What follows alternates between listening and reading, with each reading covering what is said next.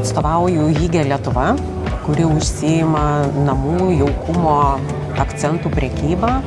Gali būti ir pledai, ir keramika, natūralios žvakės ir dovanos su to susijusios. O, tai kalėdų metas. O tikslas, tai turbūt, kadangi man tai yra nauja veikla, ar ne, aš jau užsiimu pusę metų, tai tikslas buvo ir užaugti, ir aišku su žmonėm pabendrauti, nes visą laiką pripratusi dirbti dideliuose kolektyvuose ir suktis tarp žmonių.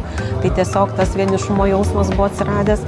Ir aišku tobulėti, ar ne, kad išmokti, patirtim pasidalinti, gauti iš kitų žmonių kažkokių žinių, informacijos.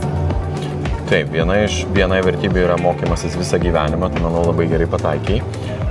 Bet papasakok man apie tą laikotarpį, kada vyko tas adaptacinis prigijimo laikotarpis, ne prie BNI.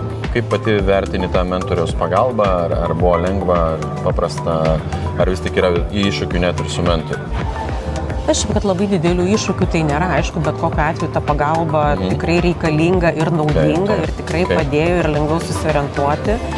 Ir visą laiką galima paskambinti, paklausti, jeigu kažko nesupranti. Ir tikrai mielai padeda. Tai kažkaip tokio kažko labai ypatingai sudėtingo tiesiog nebuvo. Super, smagu girdėti. Tai mentoriai yra tie žmonės, į kuriuos visada gali atsiremti. Gerai.